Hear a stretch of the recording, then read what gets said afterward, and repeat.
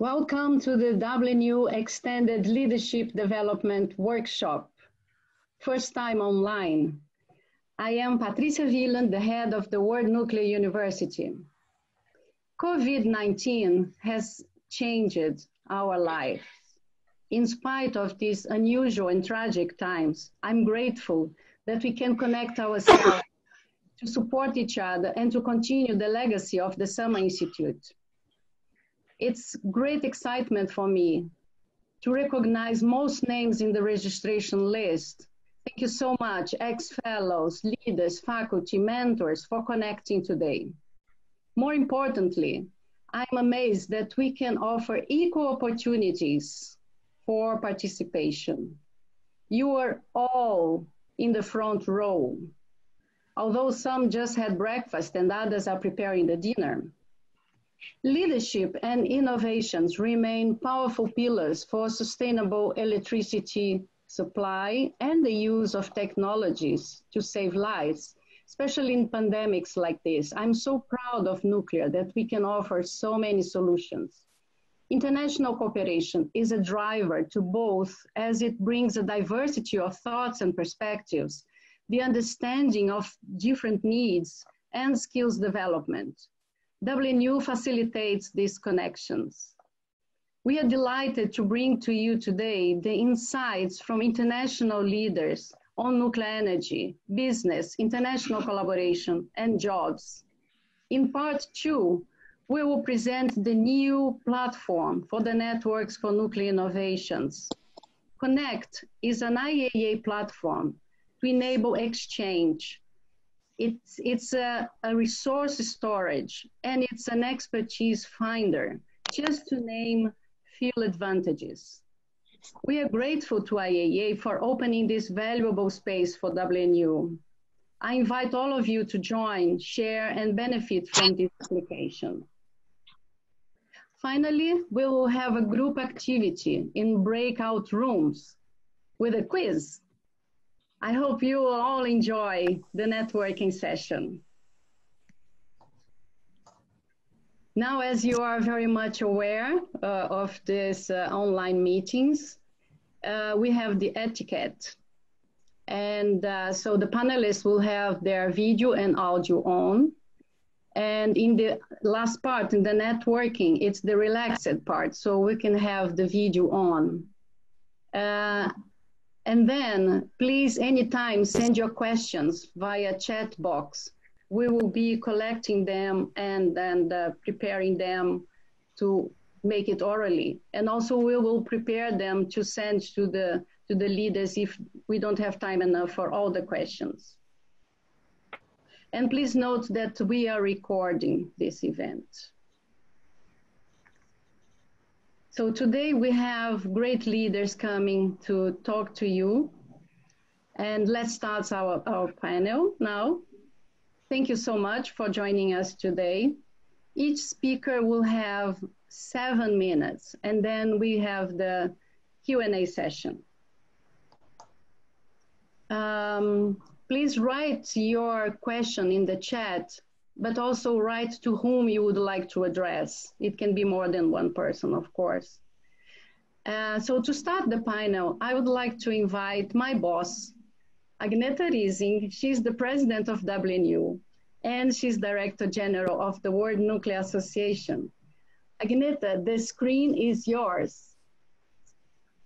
Thank you very much. Thank you very much, Patricia.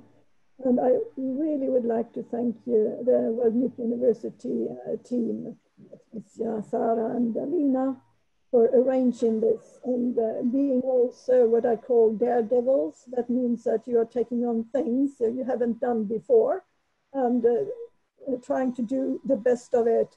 And I'm sure we will have a fantastic session today. It's really great to be part. So I think to be part of this and be speaking here is a great honor for me.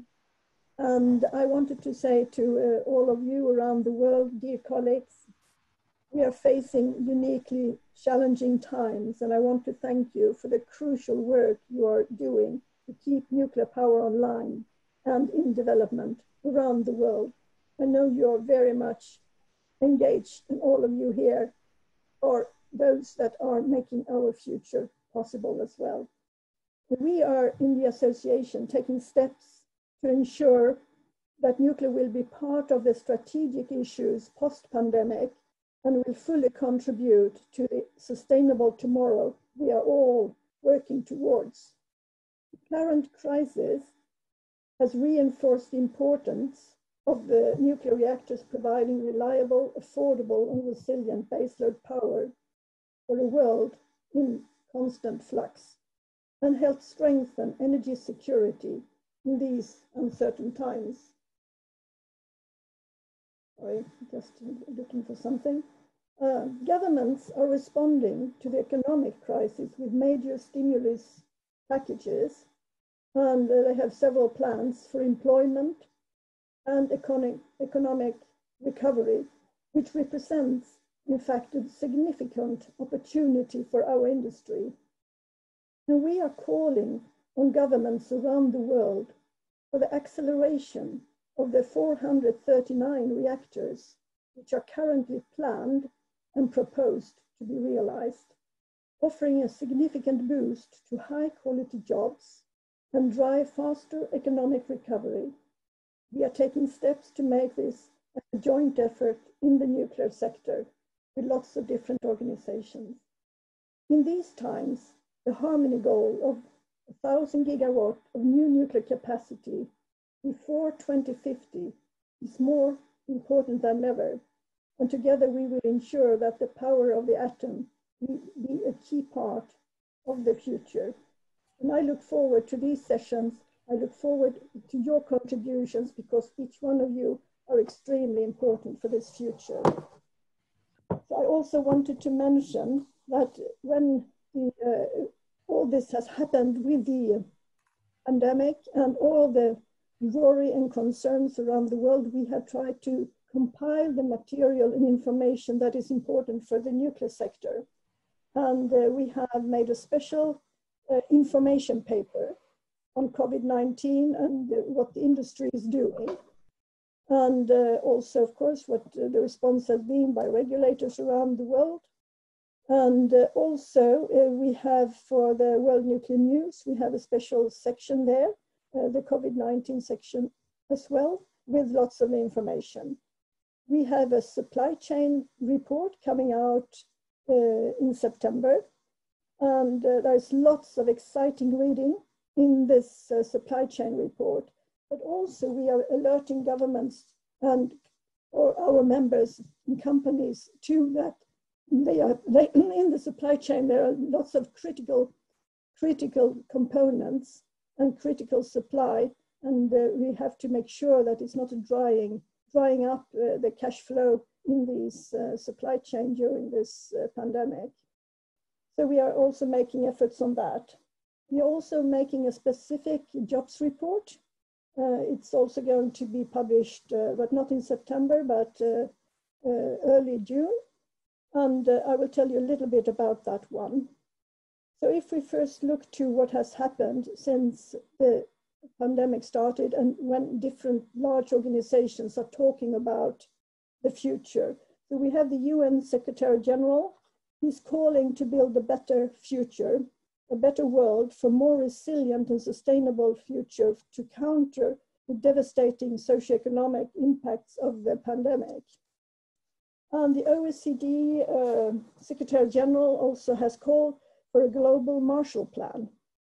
And governments are also responding to the economic crisis with major stimulus plans.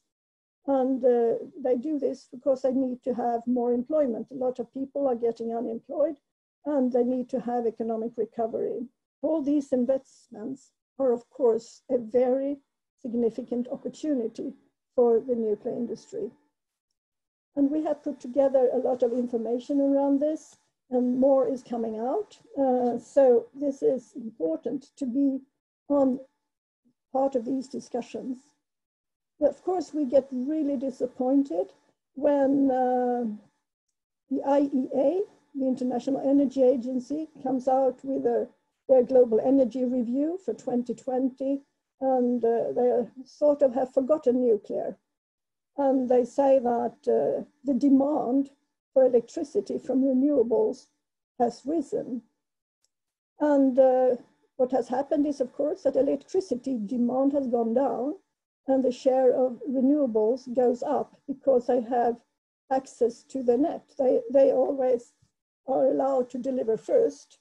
And because of those rules, nuclear has to in many cases, go to a lower level of operation with less capacity, less delivery production. But we see that nuclear energy needs for this baseload, and for many countries and for many governments, this becomes like a wake-up call that you in fact need the electricity system to supply in whatever weather, whatever time of the day. And that is what we can see that nuclear is doing. Tomorrow I will be in a very interesting webinar with the regulators only, and that will be very interesting to discuss also specifically what the regulators have done to make it possible also for operation, as well as what the industry is doing. We are used to have a lot of regulations. We are used to go to crisis mode. We are used to that, and we have used all our training, all our safety culture, and all our regulation to do the best for everybody and running our reactors safely. And so we responded to the global energy review by IAEA and saying that this is misleading to say these things and to remind them that nuclear energy is important. And we had the headline for that press release saying governments' recovery programs should invest in nuclear for cleaner and more resilient energy. And it's good to see that this has been picked up around the world. I think this also connects very well to jobs. And I'm just going to mention a couple of numbers because in our report we will have many more examples, but I will bring out some European Union numbers. And in EU, the nuclear jobs, in fact, the nuclear is sustaining 1.1 million jobs. And for every euro that is invested, it creates 5 euros in the EU economy. For every direct job in the nuclear industry, it creates additional 3.2 jobs in other parts.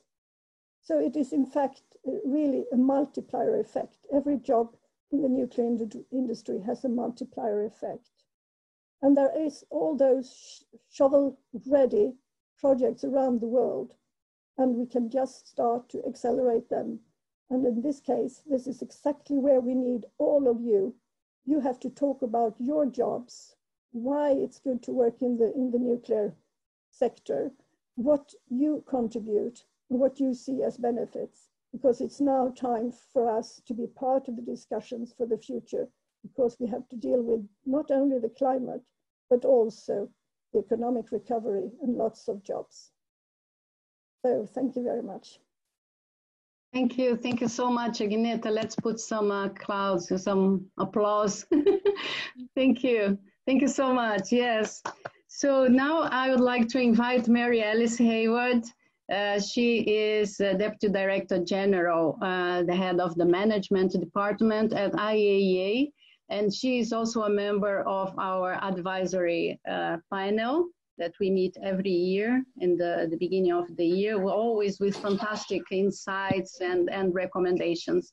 Mary Alice, the screen is yours. Well, thank you very much, Patricia. I'm so delighted to have this opportunity to participate.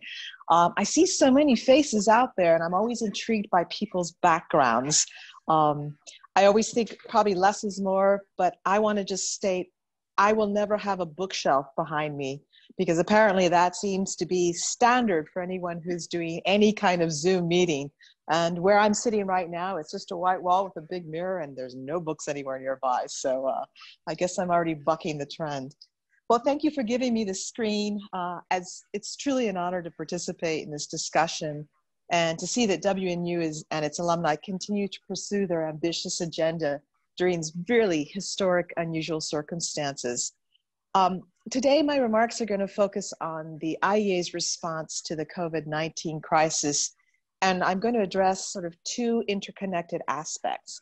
The first is how the IEA is supporting its member states in addressing the challenges related to COVID-19. And the second is a reflection on leadership within a large international organization like the IAEA at this time when so much is defined by uncertainty and it's so historic globally. So first, let me just start by saying the work of the agency over the last 60 years has been guided by the goal of using nuclear energy for the benefit of humankind. It was clear that the COVID-19 outbreak, when it started, that we would support all our member states requesting our assistance to safely use nuclear-related techniques. Now, in particular, one of the main areas where we found our assistance being requested was in PCR testing to detect and fight the virus. And as Director General Grossley had put it, the IEA will not fail to support those countries that turn to it in times of crisis. Now, behind the now household acronym of PCR, some of you may not know what it stands for, and it stands for a nuclear-derived technique using real-time reverse transcription polymerized chain reactions. It's essentially a testing technique, and this allows for tracking the presence of the viral genetic material in a patient sample. So PCR is regarded as the fastest and most accurate way to detect the virus causing COVID-19. And the agency has had extensive experience supporting countries using this technique to fight zoonotic disease. Now, this was a big task for us because at the same time that we were starting to do this, the agency itself went into a full-blown remote working from home experience. And I must say, we'd never done that before. So while we were doing that, we got 120 requests from different countries for the agency's assistance. And this included the needing to procure the essential equipment, such as the ready-to-run testing packages with personal protective equipment, or PPEs, as many of you know, the PCR machines, and the laboratory consumables and diagnostic kits. So the worldwide supplies of PCR equipment was running low at that time, and were in high demand. Plus, we had the travel restrictions, which made our deliveries really complicated. And of course, time was of the essence. Well, despite these challenges, on the 1st of April, the IEA dispatched the first batch of equipment to more than 40 countries, enabling them to use real-time PCR for testing. Now, to date, the IEA has received 22 million euros in donations from member states, allowing us to assist over 120 countries in Africa and in Asia, Europe, Latin America, and the Caribbean. And in addition to delivering the equipment, the agency has also been providing the technical expertise and guidance to train health professionals around the world in the adequate use of this technique. So, in addition to the agency's flagship work on the supply of COVID-19 related equipment, other activities that we did were tailored to respond to the specific challenges posed by COVID-19 to the nuclear sector. So I'd like to briefly mention just a few of these initiatives to give you an idea of the breadth of work that we've been doing during this very intense period, noting that we had also been doing all this from our various remote working locations, wherever that ended up being. So first, the agency also developed new guidelines on diagnostic imaging, which help nuclear medicine departments adapt operating procedures to minimize the risk of COVID-19 infections among their patients, their staff, and the public. We've also organized several webinars with nuclear medicine and radiotherapy experts to share their best practices during this pandemic. We also stepped up our support for nuclear facility operators regarding special measures to protect the health of their workforce to ensure continuous operations during COVID-19. And we continue to facilitate their exchange of knowledge and information through the IEA's International Reporting System for Operating Experience, known as the IRS, and the newly established COVID-19 Operational Experience Network. And this is a pilot peer-to-peer network designed to serve as a repository for response actions during the crises. In addition, from the 24th to the 26th of March, the agency hosted a 3-day CONX2B exercise with the participation of 35 countries. And this aimed to increase our preparedness capacity for nuclear and radiological emergencies, which, as you all know, as these circumstances have reminded us, could be compounded by other challenges like a pandemic. Now, parallel to these efforts to provide tailored support to our member states, we continue our day-to-day operations and delivering on our overall mandate, despite the restrictions imposed by COVID-19. And this day-to-day operations remained a high priority for all of us. So, first, with respect to safeguarding nuclear materials around the world, the Director General made clear that the IAEA activities would not stop for a single minute. Our inspectors continued their work, visiting sites and analyzing the information available to them, despite all the global travel restrictions. You know, at times this required some really new approaches that we hadn't done before, such as chartering a flight to get inspectors to the field, which, as you all know, extraordinary times call for extraordinary solutions, and I'm happy to say we made it happen. I'd now like to turn to my second topic of my remarks, and this is my reflection on what this has taught me about effective leadership, and in particular about leading during a time of uncertainty. And I want to leave with you, or make 3 key observations that I've observed. The first one that I really had to reflect on is you've got to trust your own capacity and that of others to adapt. And, you know, the old saying of old dogs, you know, never learn new tricks. Well, frankly, what I realized is no, old dogs can learn new tricks when they really have to. And being on a webinar like this is a great example of how everybody in the workforce, no matter what generation you are, can adapt and learn. It ain't that hard.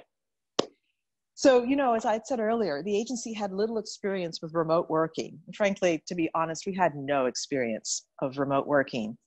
And as we decided to go into full remote working on the 13th of March, we had no transition period. We didn't even have a full-blown testing period. Why? Well, there's 2,600 of us, and we were working all the way up until the very moment when we flipped the switch to remote working. Within 3 days, most of our staff were able to fill their tasks remotely, collaborating with tools like Teams and WebEx, and actively using our internet to stay abreast of the latest information. And we also made history in that process. On the 11th of May, the agency held its first ever Program and Budget Committee meeting with over 300 participants from over 100 member states, and it went flawlessly. And the outcome was pretty good too. We got support for our budget proposal for the next biennium, and so far so good. Fingers crossed, because that means we'll all be in a good way. The second area that I wanted to say and share with you as one of my key observations is I've been reflecting on how to capitalize on this experience. You know, as in any big bureaucracy, the changes in the agency and in the UN as a whole are extremely slow. And COVID-19 pushed us to be creative and find innovative solutions that the agency can benefit now and in the future from. And this included the digitalization of tasks, virtual meetings at an unprecedented scale, streamlining some work processes that frankly I hoped we could do, and now we've got a jump start on that, and really creating an environment where remote working can be successful and that managers can actually trust their staff to deliver, even if you're not inside a brick and mortar building. And as the agency prepares for its next budget biennium, which is in 22-23, we are going to maintain this creative spirit and continue to reflect on the lessons we've learned. So given the indications, additionally, on the upcoming and frankly present global recession, this has also made me think how it's particularly important to intensify our efforts here to work differently and to be smarter. And I think this transcends no matter where you are, and particularly in the industry. As you know, and I know from many years of being involved in the nuclear energy industry, this remains a continuous push and drive and challenge. Innovation, efficiency, and delivering things within a budget. Now, the last thing which I really want to share with you in terms of what I've observed as a leader is communication. And it's no surprise, it's not sort of a light bulb kind of thing that went off in my head, but it just reinforced a lesson that I seem to continuously need to learn. And that's that communication is key. It's key to use it to convey information, but also to address fears and change minds. So as leaders, we've got to prepare to answer why over and over and over and over again. Those of us with experience in the nuclear sector know that the importance of addressing people's fears and their misconceptions is a never-ending task. And throughout this crisis, effectively addressing and frequently communicating as to the why and the what and the how of changes has been really instrumental for keeping the agency staff informed, involved, motivated, and engaged. And in times of uncertainty, and if you're someone like me who likes to have control all the time, this was particularly stressful. Staff, leaders, everyone needs to feel supported as they deal with their caretaking responsibilities and work at the same time. So for me, open and frequent communication helped me and helped my staff set priorities. Hopefully we made better decisions as a result. And most importantly, it really contributed to reducing stress. It didn't mean that the stress went away, but at least we were acknowledging that this environment was causing a different kind of stress that we may not exactly had anticipated.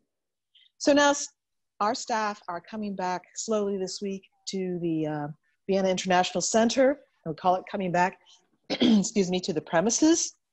I still believe communication remains an essential action that I as a leader need to continue to do, to reassure them, to encourage them, but also to continue to support them so that they can continue to deliver on all the work that I've just outlined here. So with that, I think all in all, our COVID-19 outbreak has been a challenging, but at the same time, it's been a time that's forced us to step out of our comfort zones and explore different and new ways of working and to demonstrate that word that we all know about called resiliency. And I'll just leave you with one quote from one of my favorite leaders and a woman I admire, and that's Eleanor Roosevelt. She said, "A stumbling block to the pessimist is a stepping stone to the optimist." And that pretty much sums up how I have tried to approach this whole experience. So with that, I want to thank you for your attention, and I look forward to your questions. Thanks, everyone. I'm going back on mute now. Excellent. Thank you so much. And it is congratulations for the great work. You are so brave to go through all this storm, and it's amazing, absolutely amazing. And luckily you are in Austria, that the peak is going down. Okay, so then I will invite Elina Teplinsky. Elina is a lecturer at the Summer Institute and at the short courses that we have all over the world. And she knows everything about this complex legal environment, contracts, liability, which are essential for the nuclear business. So Elina, the screen is yours. Great, thank you so much, Patricia. And I'm going to see if I can share my screen so that you guys can see my slides, but I don't know if that's going to work or not. Give me 1 second. All right, this is too difficult. So I will just speak to what's on my slides. There are just a couple of points anyway. Well, thanks again for having me. You know, as a lawyer, we're keeping very busy these days because in addition to supporting our clients in the nuclear industry with all of the day-to-day issues that are normally dealing with, now of course we're also supporting our clients in handling the COVID-19 impacts. And I'm very proud to say, being part of this industry, how amazingly prepared companies have been for this pandemic. Unlike many other companies, especially nuclear operators, have not had to put in place entirely new plans because they already had pandemic plans as part of their normal emergency preparedness. So some of this, although nothing has been easy, the transition has been relatively easy for a lot of the companies in the industry compared to companies in other portions of the energy sector. But of course, a lot of adjustments have had to be made.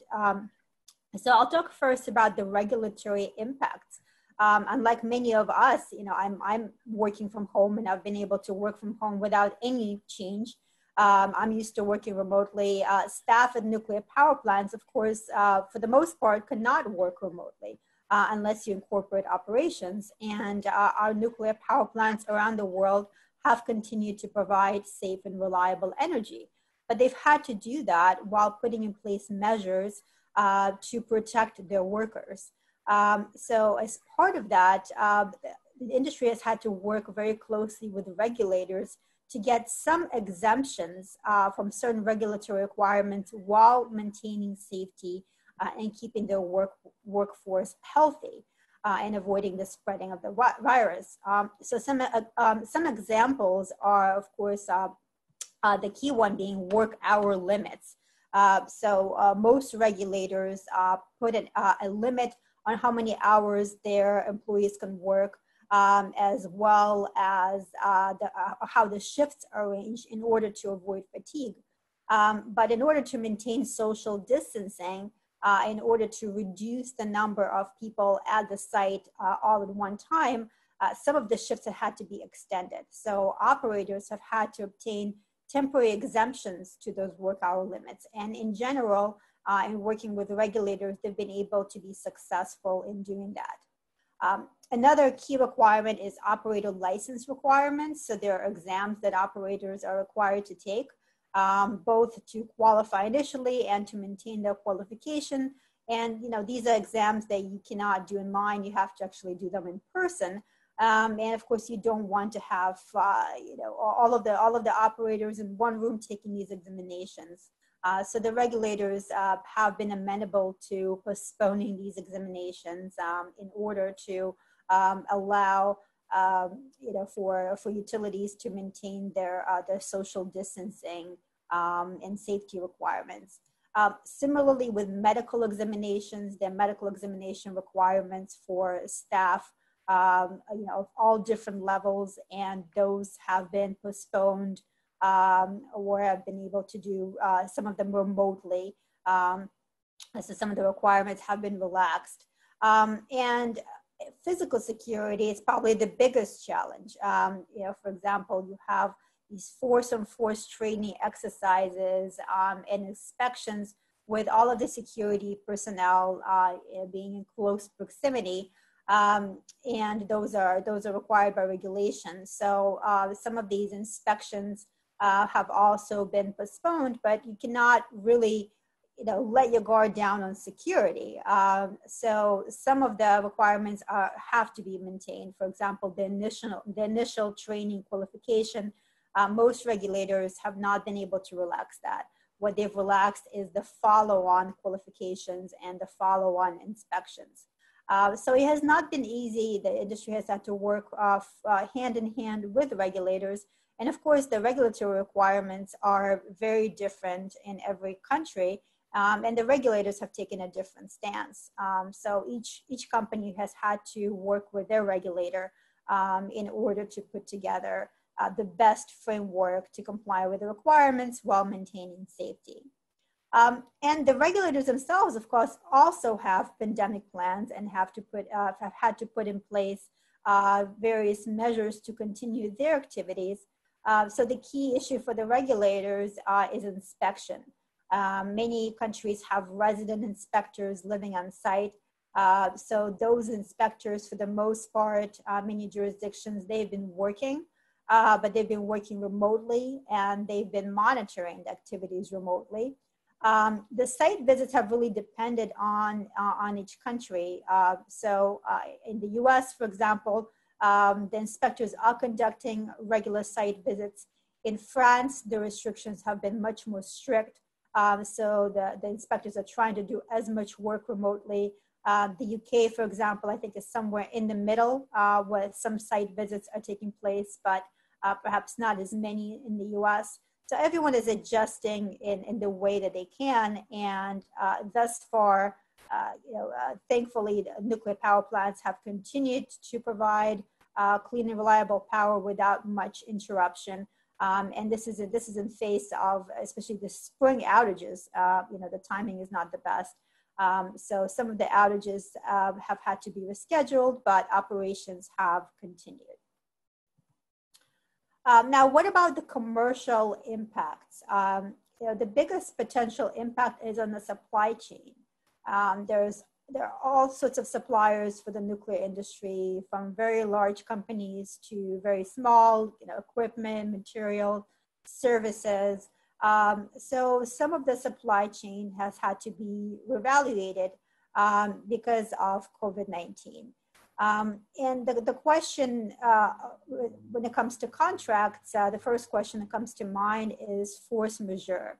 I'm sure most of you are familiar with force majeure. It has to be an unplanned, unexpected event outside of the control of the parties. So what happens if a supplier cannot perform? How do you figure out whether it's force majeure and what are the consequences? This is really a case-by-case basis evaluation. So there are a couple of things to consider. Of course, each contract will have a different force majeure clause. Some contracts will explicitly note epidemics, pandemics, and viruses. Others won't. So the question is whether you apply it or not. And then there's the contract timing. Was the contract concluded before the WHO declaration that this was a pandemic or after? If before, there's of course a good case of force majeure. If the contract was concluded after, and there was already an understanding of the environment in which the supplier had to operate, then most likely force majeure won't apply. You also have to look at the impact. So if the supplier is in a jurisdiction with very strict stay-at-home orders or shutdown orders, and they simply cannot operate, of course, that makes good basis for a force majeure event versus they're in a jurisdiction, let's say, that's very remote, hasn't been affected as much. Their particular government, whether it's federal, state, local, doesn't have strict restrictions that perhaps they can continue to operate. Geographically as well, you have to look at where the operations are. Perhaps they're headquartered in one geography, but their operations are actually elsewhere. So you have to look at it on a case-by-case basis. And then what happens? What happens with the supply chain? What happens with these contracts? What if you do declare a force majeure? Well, you have to look at the circumstances, whether you suspend the contract. Let's say you have an outage and you have contractors supporting the outage, and the outage is rescheduled because of force majeure, then you simply suspend and reschedule the obligations. Or in some cases, if the supplier has had to shut down completely, you may have a partial termination of the contract or a partial termination of obligations, at least for the time being, if they're time sensitive. I think for the most part in the industry, we've seen suspension. We haven't really seen termination of contracts in my experience. And then there are government contracts as well. Many of the companies in this industry are government owned. So many governments have passed specific amendments to their procurement regulations, providing for exemptions related to COVID-19, and basically postponing obligations under these government contracts.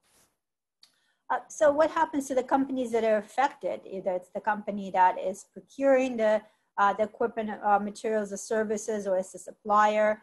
How do they protect themselves? And the first issue that everyone jumps to is insurance. Our insurance practice has been incredibly busy. I don't think they've slept in the past 3 months or so, because everyone is trying to figure out how they can draw on their insurance to protect themselves.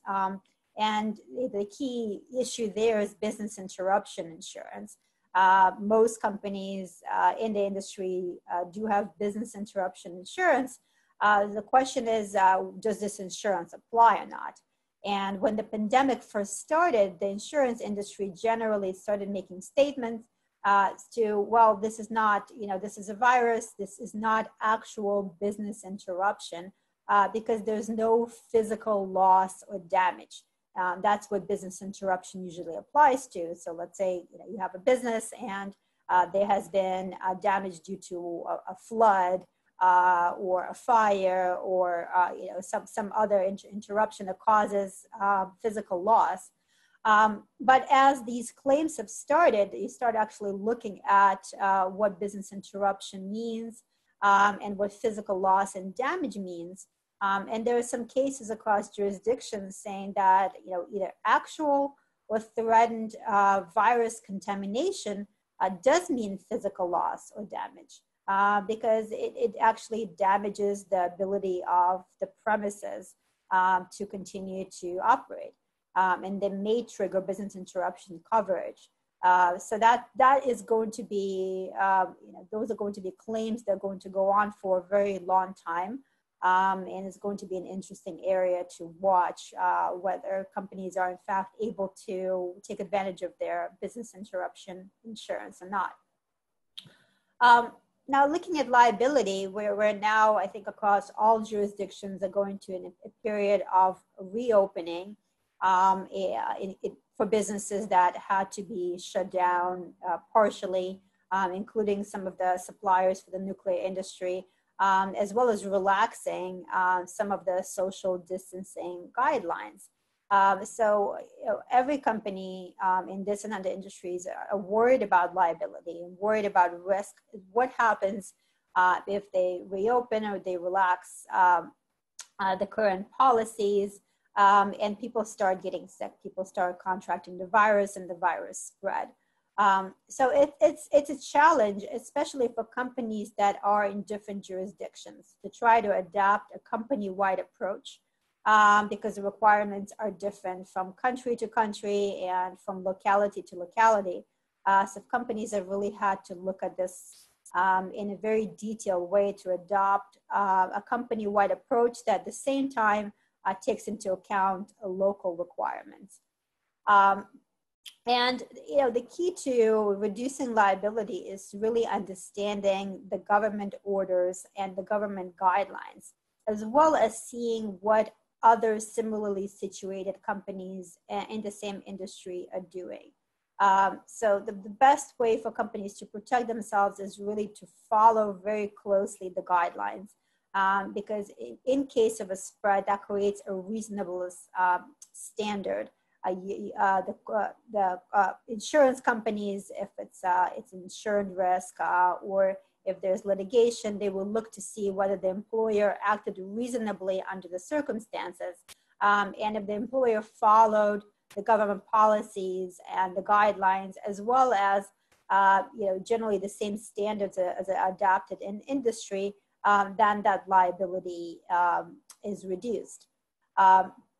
Really, the biggest threat is to the workers. So companies are looking at their workers' compensation insurance policies to see if the policies will cover cases of contamination and people getting sick, and also seeing what the requirements are. So some of these insurance policies have reporting requirements. Where you have to report what you're doing, how many workers are on site, what measures you're taking, and if you're following these guidelines, that creates some protections as well. And of course, continue to put in the protections required under the law or guidelines, having those plans for reopening. So the same way that companies had these pandemic plans to shut down, they have to now put very precise plans for reopening or loosening some of the restrictions, having testing. For example, a lot of the sites, people are taking temperature checks of all of the workers that are coming in, as well as conducting actual COVID-19 testing. and doing other screening, putting in place measures if somebody looks like they're getting sick, making sure that person's off site, having enough PPE, personal protective equipment. That is somewhere where the industry has really excelled. And in fact, many companies in the nuclear industry have donated personal protective equipment to hospitals and other facilities that are on the front lines of facing this emergency. As well as hygiene, cleaning, maintaining all of those standards. And then trying to, as one last risk mitigation measure, putting in place agreements where you have alternative arrangements. So where you have workers that are going to continue to work remotely, a lot of companies are putting in place remote work agreements that set out the parameters for how that's going to go on for a protracted period of time, as well as allowing flexibility, which I'm sure all of our companies have had, allowing flexibility to attend to family members, take prolonged leave, work remotely where the job allows you to do so.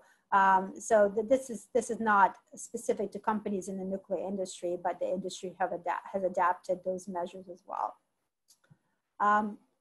And those are my remarks. I'll be very happy to answer any questions that people have about these legal issues.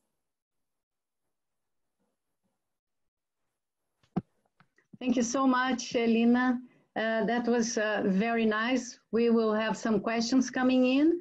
Now I would like to invite Callum. Callum is always fantastic in all the conferences that he is invited to, and he goes to, I mean, he's everywhere. So it's very good because it's human resources, jobs. So the screen is yours, Callum.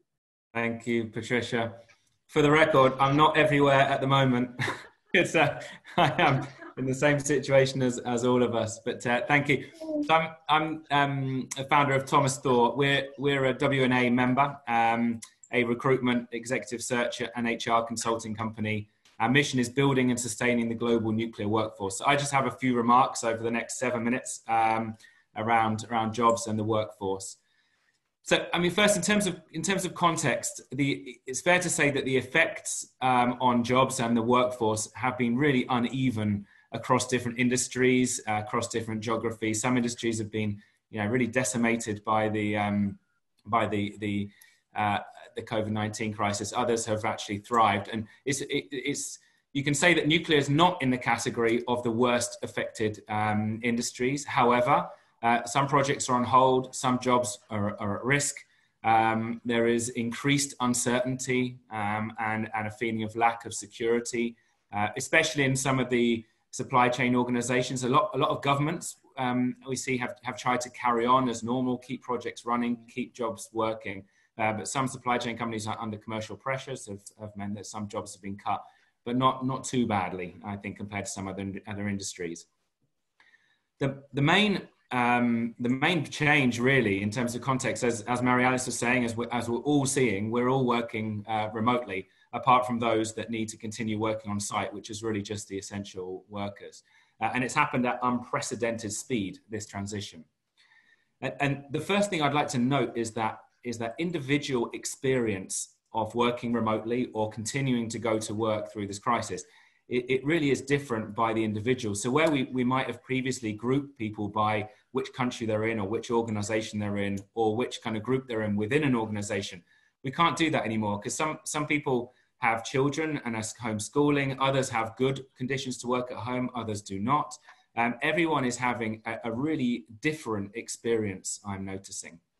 And that brings us to the first challenge, really, which is at an organization level, an industry level, but at an organization level as well. We need to understand the needs and the preferences of individual employees that are working remotely and try and meet those needs. I think just before we started, Alina was talking about how people are working morning till night and there's so much productivity. I'd say there's more risk at the moment of people overworking than underworking. It's hard with blurred lines of home and work, and it's difficult for some people. So some people are actually needing support in actually adjusting and creating that balance and making sure we keep time for exercise and well-being as well. I think before the crisis, remote working was somewhat of a privilege. Organizations felt if they allow people to work at home, it's a privilege. And now from going on forward, it's going to be the other way around, really. I mean, employees are essentially helping organizations out by using their homes as offices. And I think the days of seeing home working as a privilege are gone. At the very least, it will be expected, but it should also be woven into, into work patterns and not considered a reward probably going forward. I think adapting the working practices and the environments for those returning to work is another challenge. A lot of nuclear sites and offices deciding who returns to work and when and how offices will work is a challenge not exclusive to us in the nuclear industry. So we can learn from other industries as well, but it's a challenge that we're facing. We've been talking a lot in recent years about inclusion. Normally we talk about diversity and inclusion, and the two are both important and mean quite different things, but inclusion might not be at the front of our minds at the moment as we think about crisis management or in some cases survival. But really, inclusion has never been more important. Sometimes when everyone works in an office together, it's somewhat of an equalizer, and it does help in some ways to drive inclusion. Now that everybody is having their own individual journey through this and working separately, there's never been a more important time to consider whether people are feeling included. And then there's the challenge around learning and development, and especially those early in their career. Like if you're starting on a graduate program now, actually learning from scratch and using online learning tools is difficult. So there's a challenge which I'm sure Patricia is in the middle of thinking at the moment, is how do we adapt learning and development in the new times. So obviously for every challenge there's an opportunity and there's a resolution, and I think in general the opportunity long term for nuclear is very good, because we should have been listening to scientists a long time ago about pandemics and also about climate change. So hopefully now we will be listening to scientists and we will be addressing climate change and we will be investing in clean energy and we will be building nuclear power plants, and that will create jobs. So hopefully that's the longer term outlook. In the kind of immediate term, I think we need to remember that the number one motivation for people of all demographics in all areas of the world is flexibility. That's what people look for when they're looking for jobs. It's more important than salary and many other things, that people are interested in flexibility. And the nuclear industry now, we have an opportunity to be proactive and really embrace flexible working practices. Now, we see some companies have grabbed this opportunity to make famous sound bites. So I saw the CEO of Twitter has told his staff that they can work from home forever.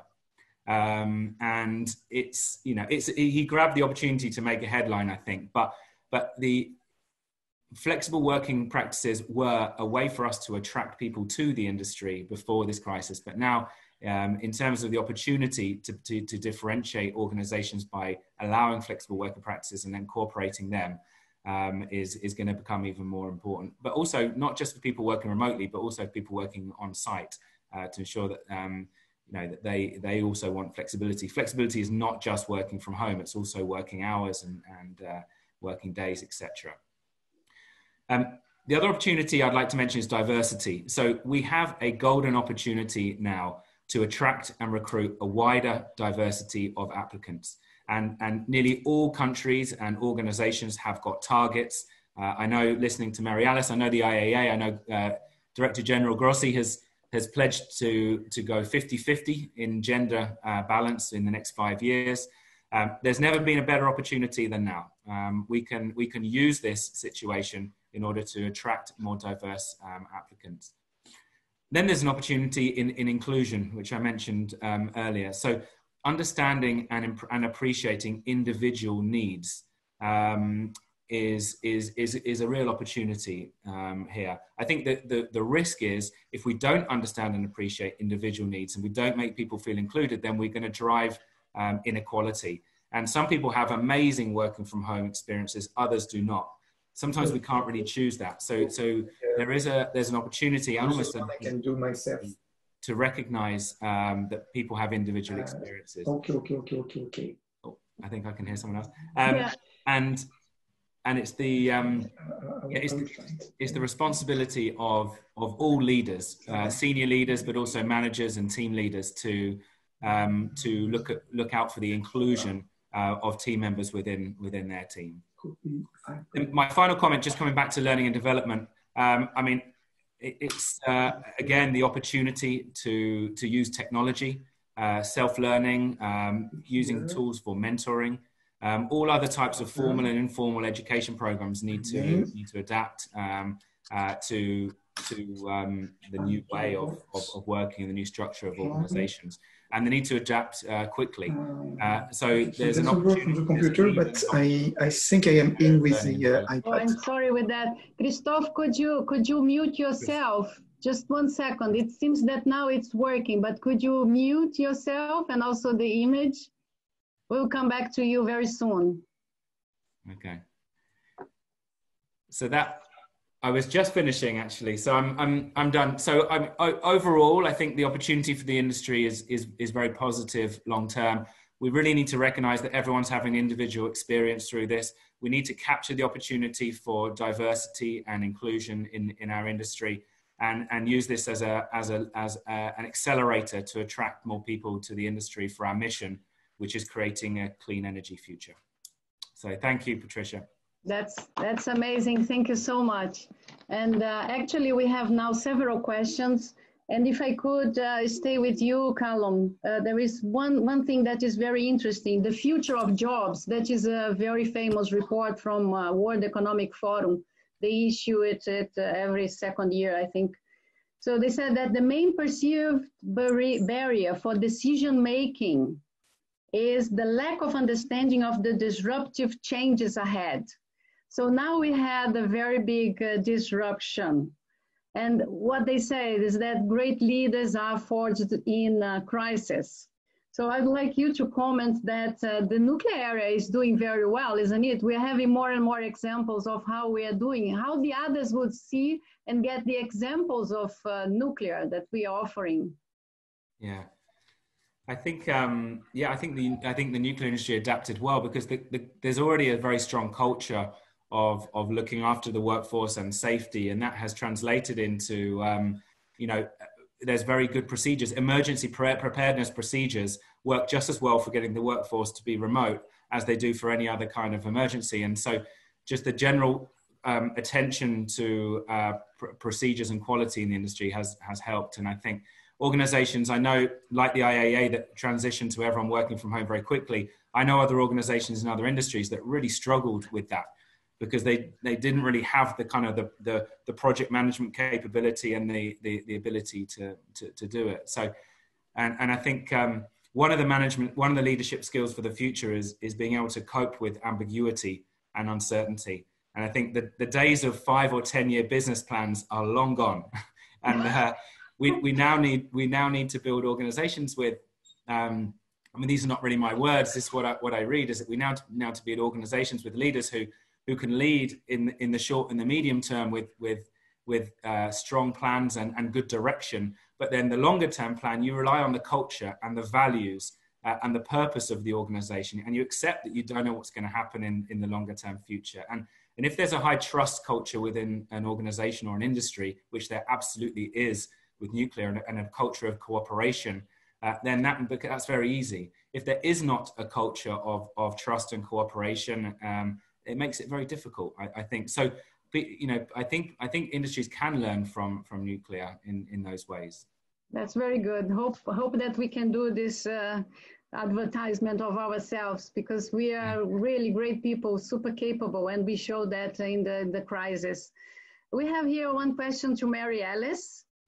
This is a question from Matthew England. He was a fellow, I think, in Sweden, if I'm not mistaken. So the question is, to what extent has culture, both nuclear safety and general population, had an impact to the success rate of responses to the pandemic? Well, thank you, Matthew, for that question. It's hard to say with data, but what I saw leading up to the actual time frame for when the agency took the action to go full remote from work, it is interesting to see how quickly people adapted. And at the same time that they were adapting to the remote working space during that week of, subsequent week of March 16th, we were then receiving we were starting to receive many inquiries from our member states for assistance in COVID-19 in our nuclear applications space. And what I witnessed, particularly for the staff that I have in my procurement department, this was a huge procurement upsurge.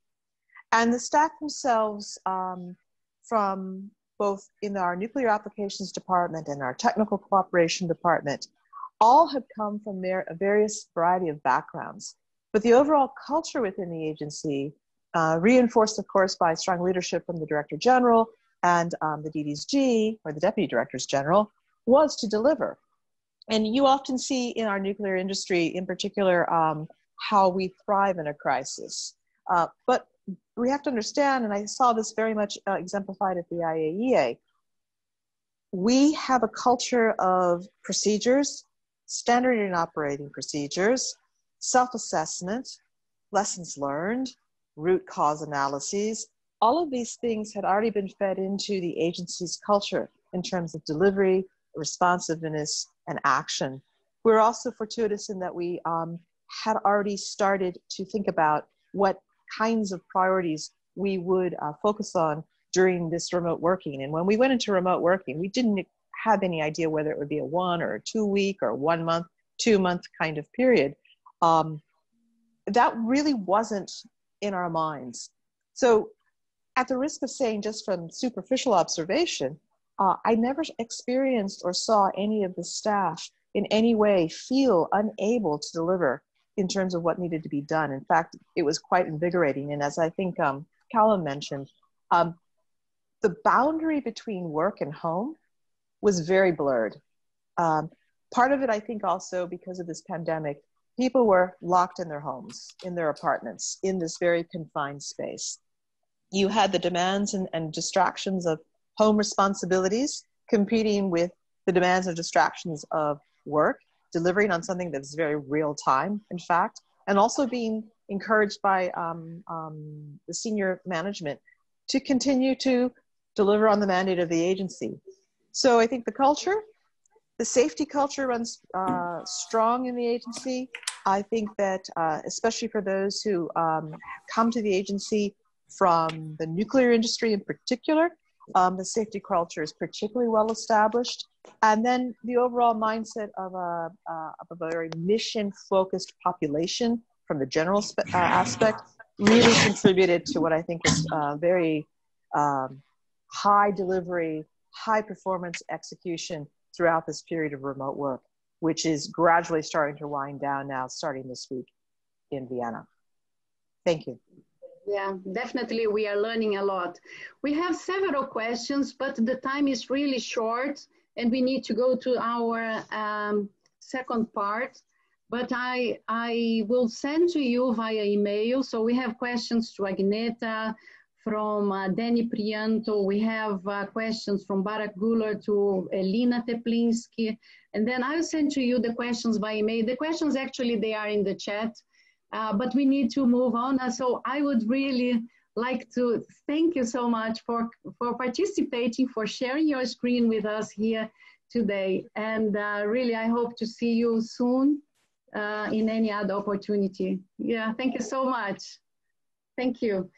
So before going to the next part, I would like to remind all the fellows that we have the Executive Enhancement Program that you can also individual coaching. So the registrations is in our website. And also thank you so much, Sarah, Alina, and Jen, that they have worked so much. It's very hard to get everything done here today for you. So now I will turn to Alina. Alina, are you ready? Yes. Okay. Elina. So you will coordinate the next block. Thank you so much. The screen is yours. Hi all, it's a pleasure to see you all here.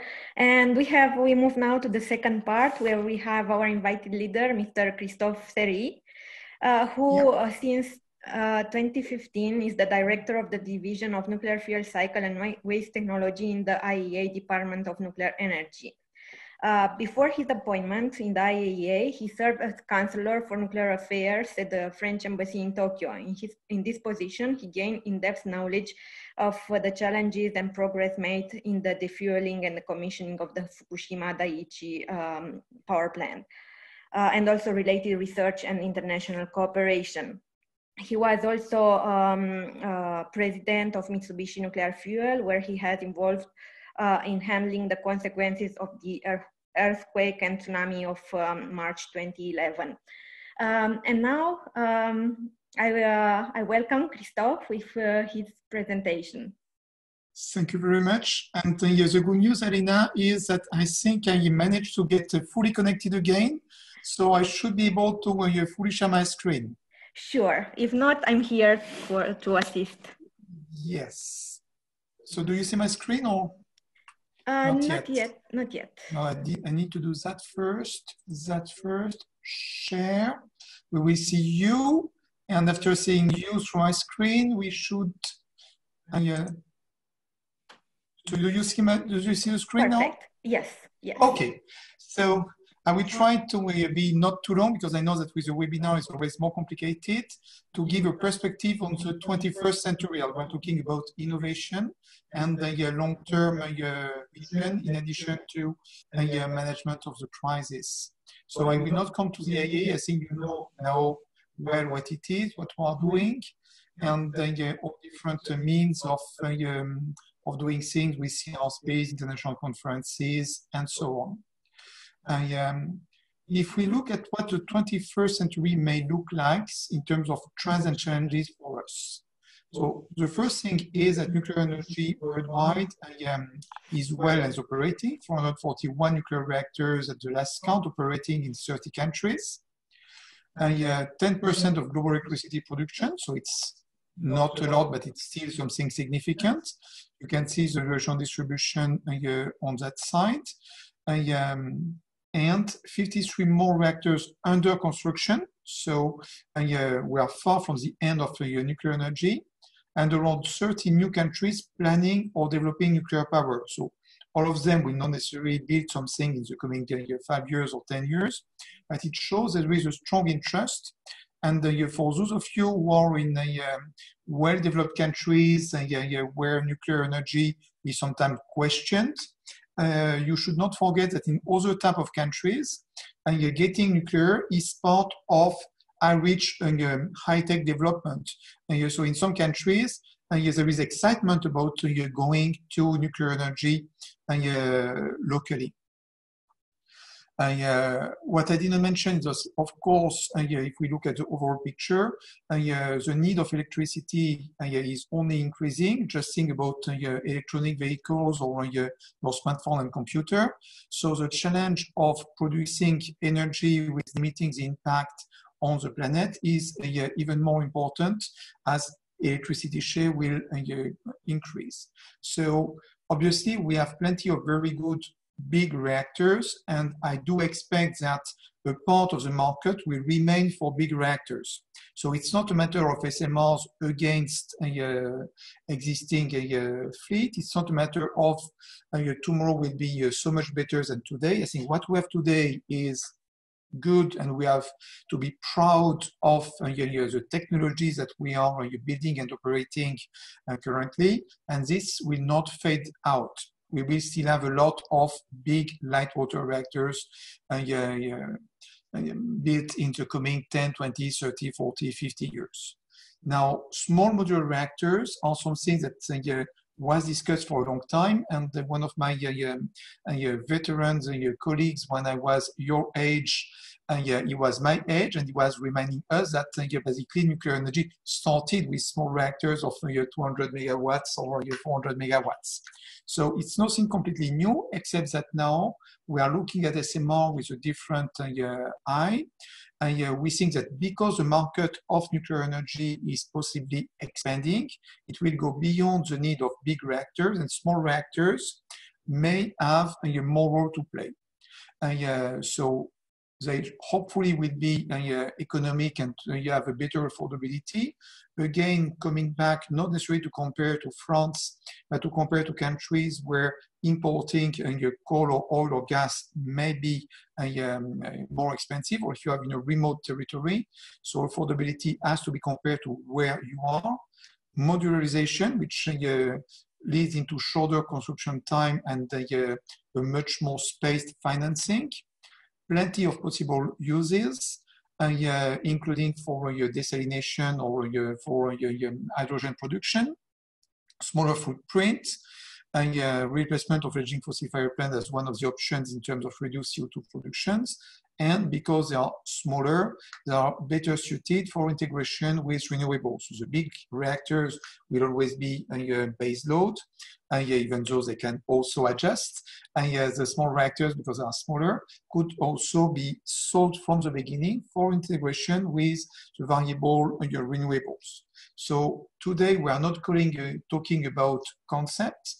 There are many things under development in many countries. Some of them financed by private capital who have nothing historically linked with nuclear energy, including some things financed by companies related to Bill Gates. The classic use to technology we know well of water-cooled reactors, but also high-temperature gas-cooled reactors, which are coming and which, again, are not a fully new technology that has never been deployed at industrial scale. So those things are at a high level of development. UK, of course, is one of them. France is one of them, US, and many other countries. And one example of something which is no longer under development, but which is now producing electricity, is a floating NPP, which has been developed by Rosatom, and China is working on a similar concept.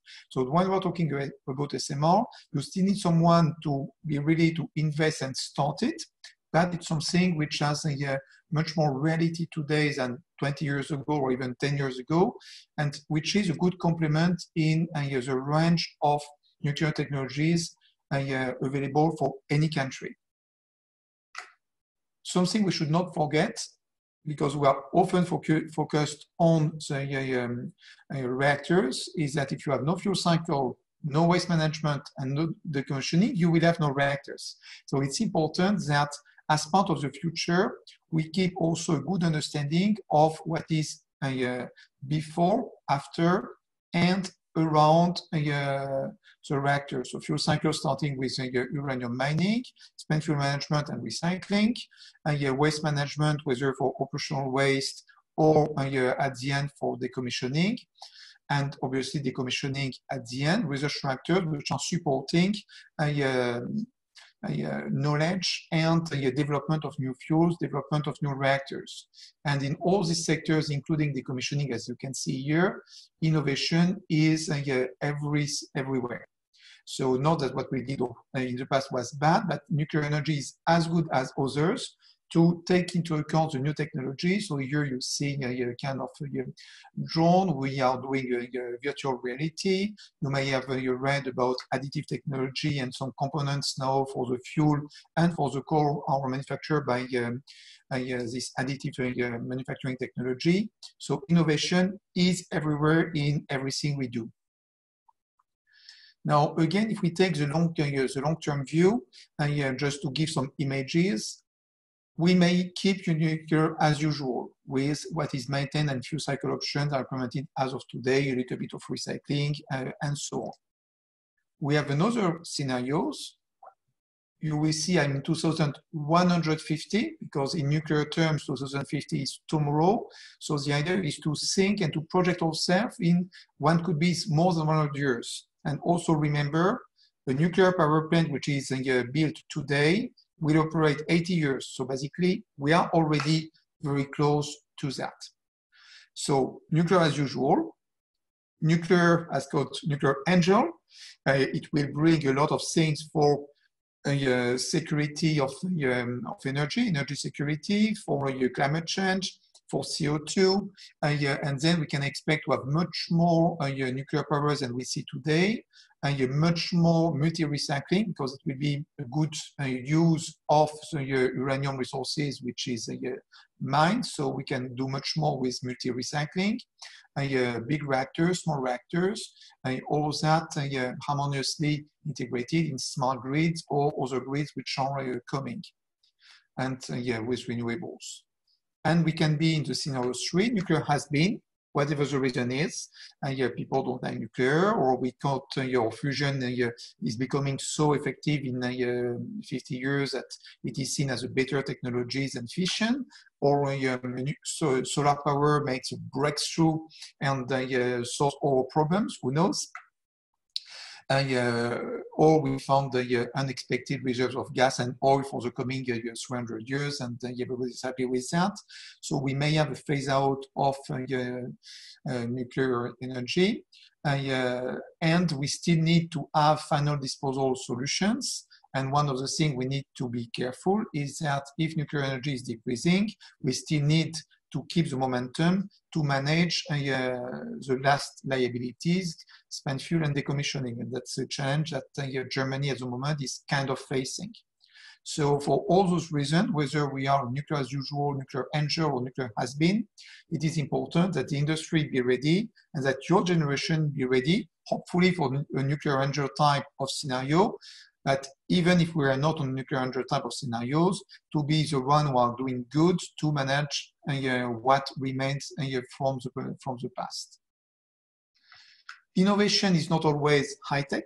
Sometimes what is called pragmatic or frugal innovation is very useful.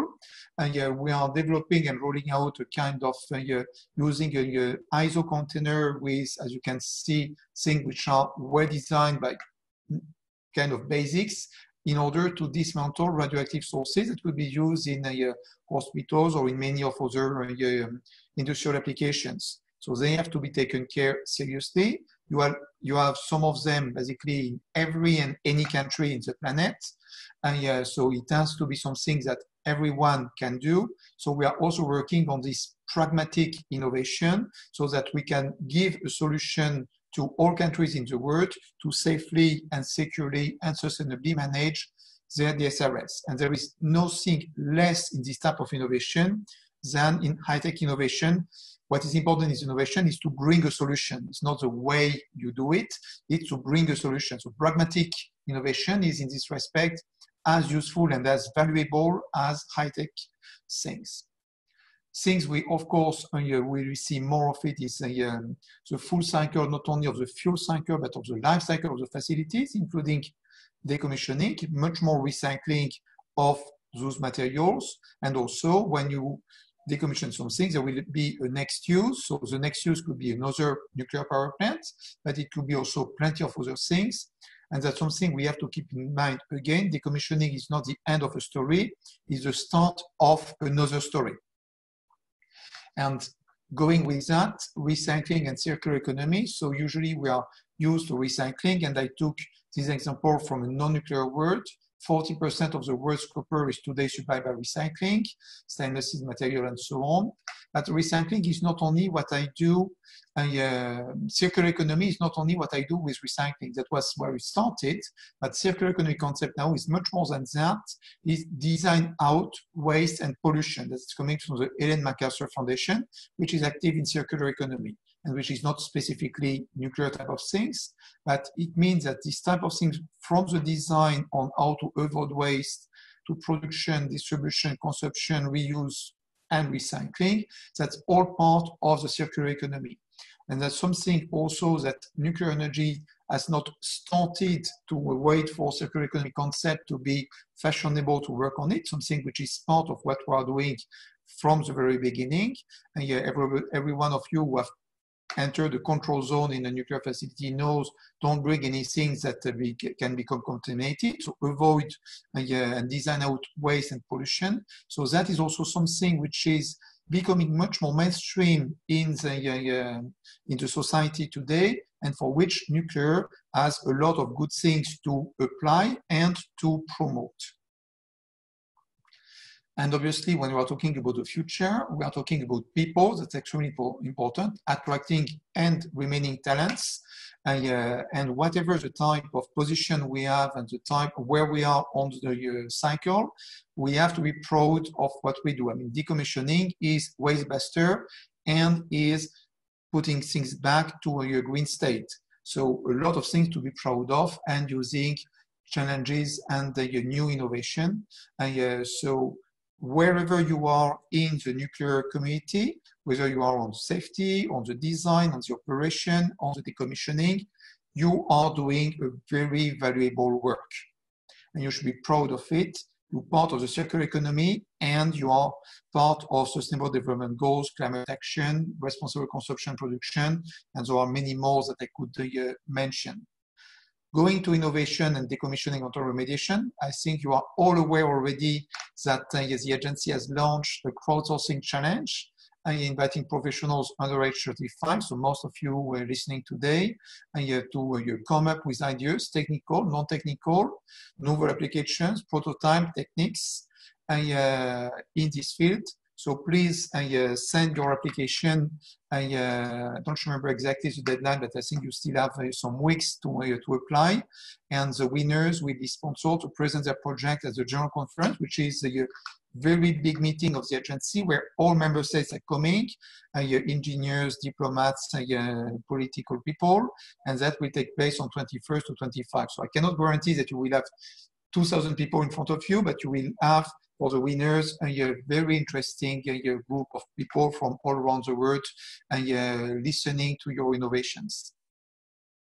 Just a case study in terms of what innovation means. You remember I mentioned this high temperature graphite reactor at the beginning and the link with the fuel cycle. You need to develop completely different type of fuel. So that's the first challenge to make this fuel at industrial scale. Front-end challenges, 400,000 pebbles, 200 fresh pebbles added and removed as spent fuel daily. On the back end, you will have a big amount of irradiated and potentially contaminated graphite. So graphite is not bad, there's plenty of quality, but we are not yet very good at handling contaminated graphite. So it needs R&D so that everybody could be comfortable on handling potentially contaminated graphite during decommissioning, but also during operation. And for the spent fuel, currently it's open cycle, but with a little bit of R&D, it's also possible to have recycling. So all that to say that when you start from something, innovation spread out to a very wide range of domain. And if you don't work at the same time on everything, at some point someone will ask you a question, and will not have the answer. So it's important that we work on that. Just something here, you can see 4.2 to 8.5% enrichment. Today, all commercial plants don't do more than 5%. So it means that also on that, even though there is no technical problem to go to 8.5, you also need to have places, plants which will manufacture that. So it's technology, but it's also supply chain. And obviously all involved, societal needs and expectations are important and they may evolve among time, policy visions, internal pathways and processes, regulation. So all that is to have in mind when you are working in nuclear, and public support, which is more and more important today. So public support going with trust. I think you already heard a lot of that in the previous session. And we're also producing some simple videos and animation to help for that. One of them recently released on radioactive waste management.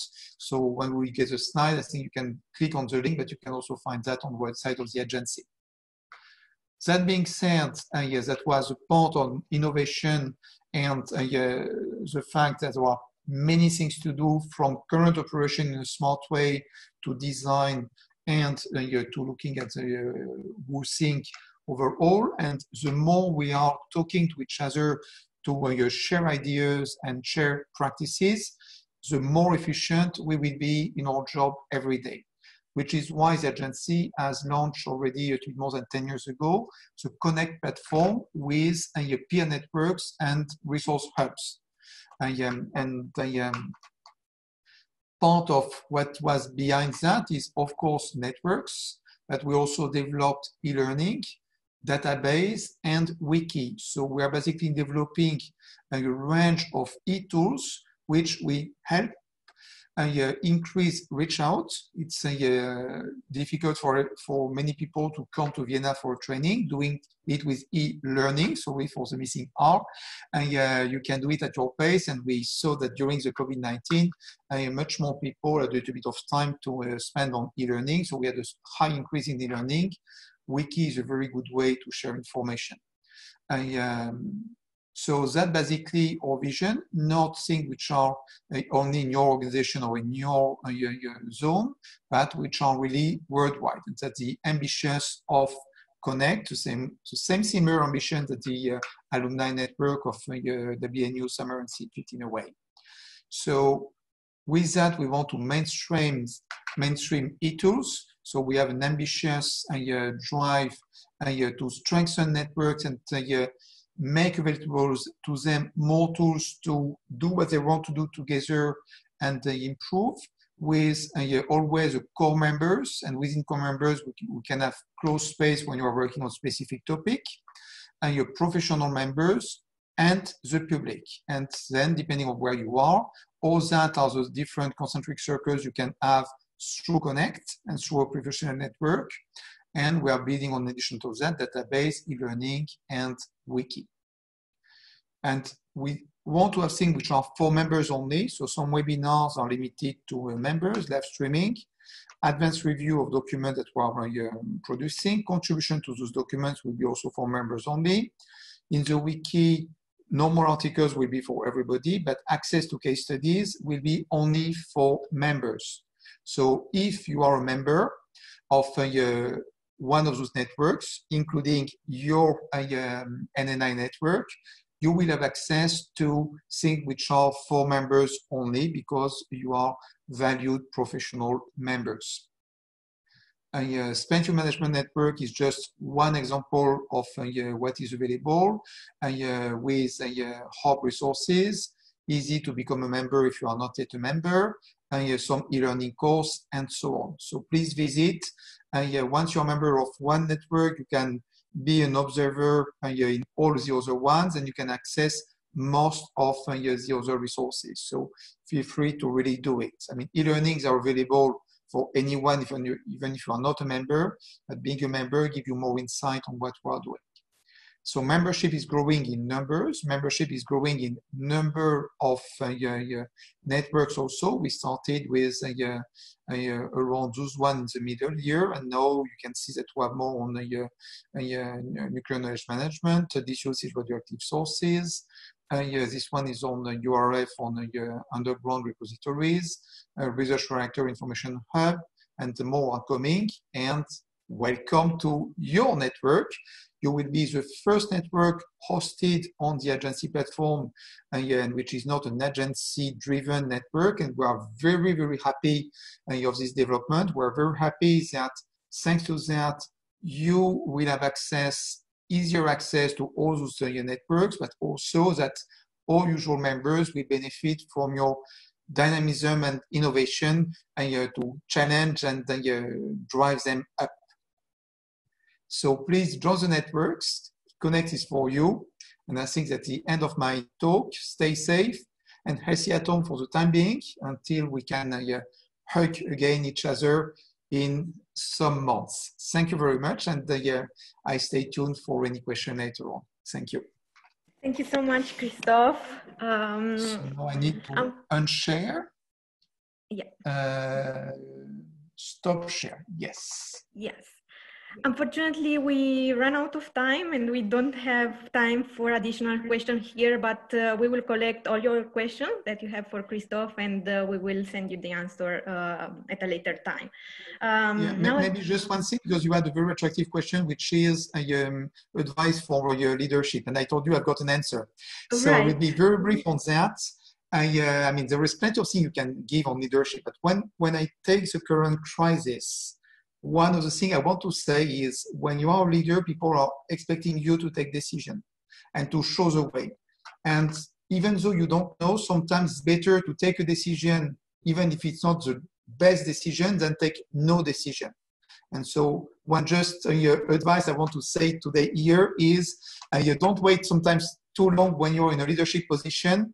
Better make it wrong than make no decision. Thank you. That's a very, very good advice, and we will all bear it in mind. Now we will move on to launching Connect, our networking Connect, and Christophe made very good emphases on the context and all the networks IAEA is hosting and is having. And I will invite Sarah to present briefly to you the framework we have at the platform for our NNI network on Connect. And then I will present the waste management page, which is our pilot page. Sarah, please. Brilliant, thanks very much. I'm unmuted, yeah? Okay. We're really excited to launch NNI on Connect today, and we'd like to express our deep gratitude to IAEA for hosting this, especially to Christophe Xerri, who really made this happen. So after this, we'll be sending out an email with information on how to join the network and where you can find it in the IAEA Connect page that Christophe has shown you in his presentation. So the purpose of NNI on Connect is to provide a platform for WNU fellows and alumni of all years, faculty and mentors to collaborate on innovations in the nuclear area. It's also going to serve as a forum for specialized discussions. Its libraries will be a space to share information and disseminate the content of the ELDs.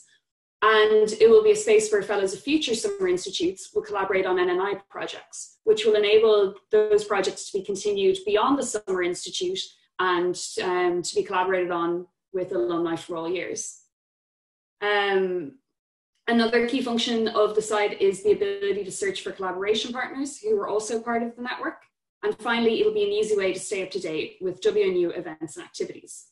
So to show you the page, this is the public page for NNI on Connect. It just contains some basic information for the public about the WNU and the NNI on Connect, in addition to some publications and events.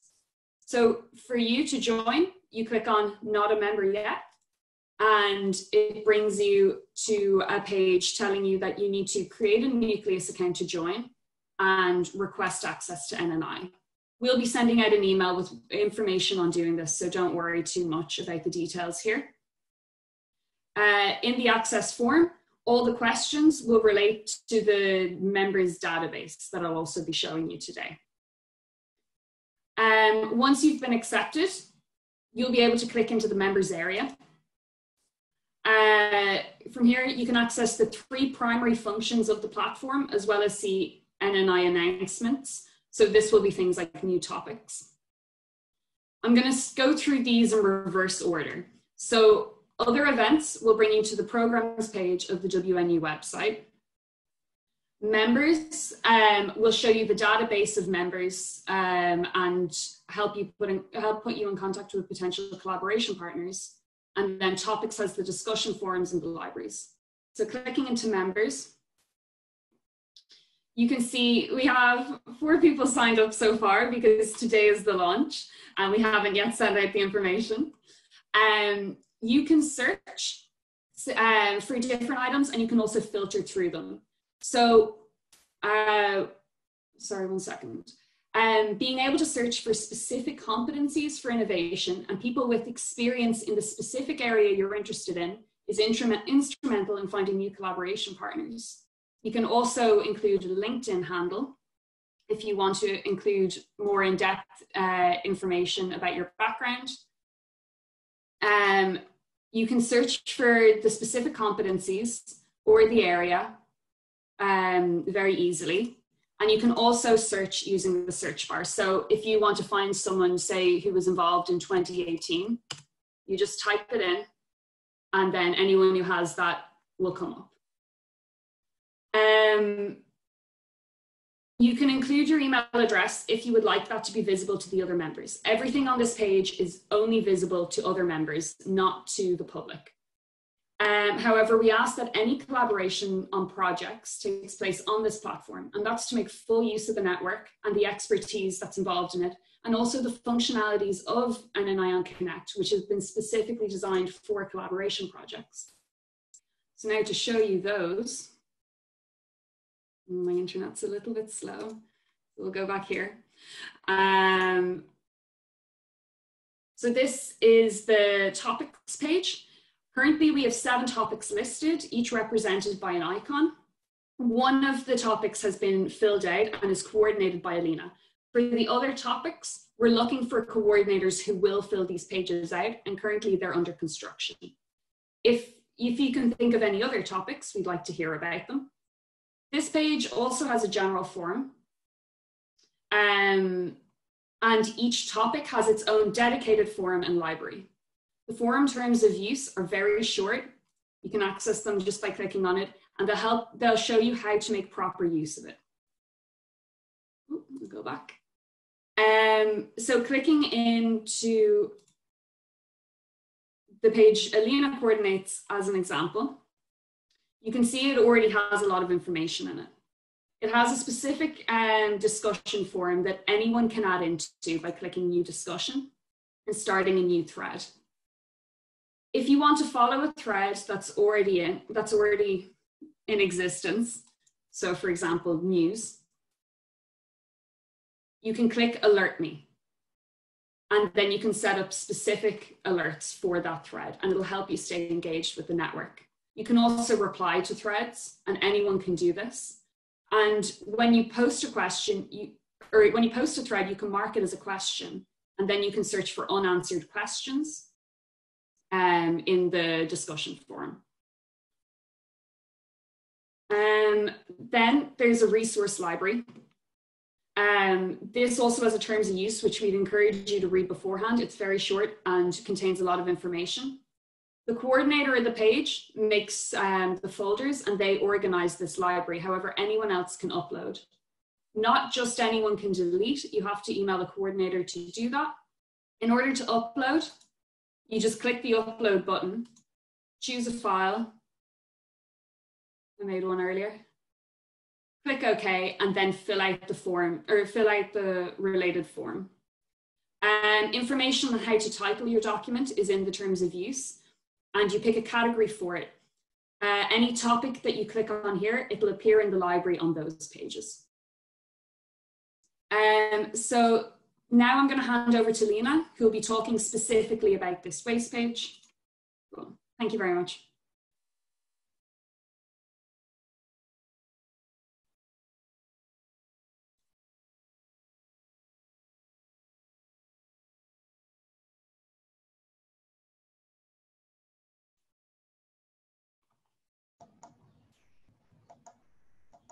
Elina, you're muted. Oh, sorry. I forgot this. So I was thanking Sarah for her great introduction on what means Connect and our NNI network. I do hope all of you share the same enthusiasm as we have, and we will enroll and we'll sign up in the network and we'll contribute. We'll keep this network alive, because the power of the network resides in us all to contribute and to make use of it. We are indeed here to continue the legacy of the Summer Institute, which is to connect the leaders. I will not emphasize a lot on the waste page, because I would like you to discover the facilities of the page. I just want to point some threads that I was already launching. One is on innovation, because our network is focused on innovation. And another one is on the impacts and challenges posed by the COVID crisis. So this came up when into my mind when I constructed the page, but please feel free to launch threads as you may find interested, and to engage with the others. Also in the resource library, I initiated some folders. One is on Fukushima, with status, innovation, and challenges, and I received valuable input from Naoto. If he's here, I salute him and I thank him very, very much for his contribution. You will find there are very helpful links available from TEPCO site, videos that present the innovation that is going on the Fukushima, the commissioning and the contamination of the site. There are also specific folders of the Summer Institute 2017 and 2019, where there are posted the projects related to radioactive waste management. We will create specific folders every Summer Institute when we have the topic on waste management. And we will ask also the whole network to help the fellows if they ask for advice and input from the network. This is also another valuable and strength of us being connected here.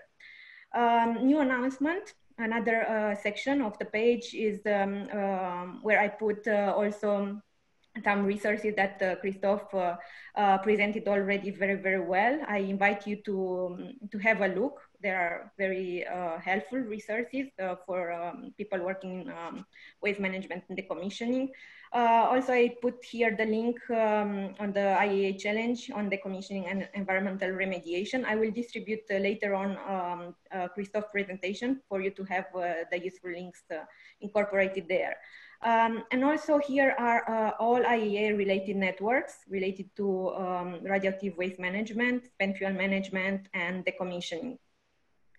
So basically this is the structure of the pilot page we have.